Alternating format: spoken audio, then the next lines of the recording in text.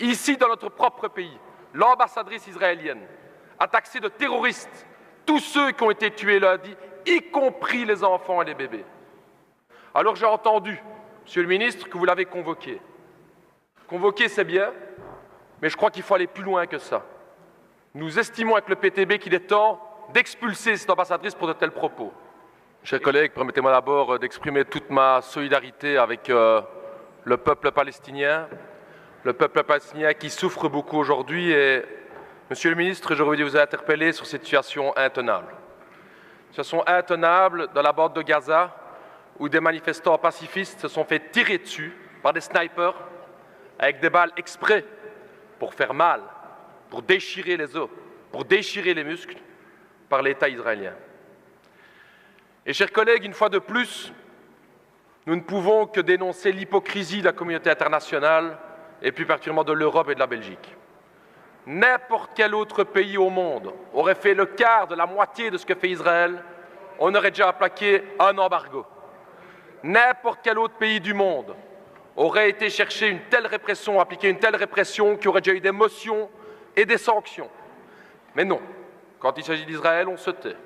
Quand il s'agit d'Israël, on fait quelques déclarations, mais surtout, aucune sanction. Pourquoi ce deux poids, deux mesures? Pourquoi tellement intervenir contre les autres pays et jamais prendre des sanctions contre Israël? Ça, c'est la question que l'ensemble des peuples du Sud nous pose comme question. Pourquoi cette hypocrisie? Ici, dans notre propre pays, l'ambassadrice israélienne a taxé de terroristes tous ceux qui ont été tués lundi, y compris les enfants et les bébés. Alors j'ai entendu, Monsieur le ministre, que vous l'avez convoqué. Convoquer, c'est bien, mais je crois qu'il faut aller plus loin que ça.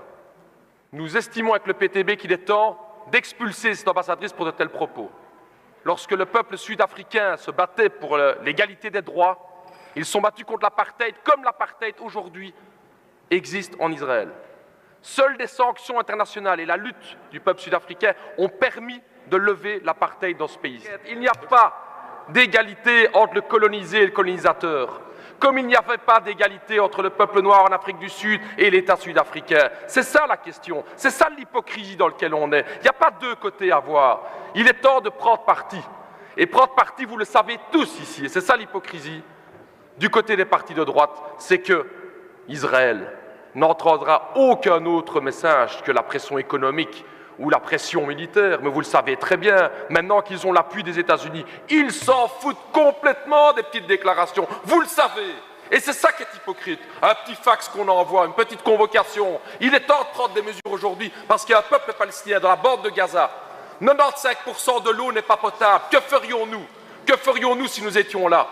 45% de chômage, et on regarde. Alors cette hypocrisie à l'Union européenne, M. Reynders, il serait temps de la dénoncer, et si vous voulez vraiment faire avancer les choses, vous auriez pu prendre un acte bilatéral qui est celle d'expulser l'ambassadrice, comme l'autorité belge vous auriez pu le faire, et c'est regrettable que vous ne le faites pas, et c'est vraiment hypocrite.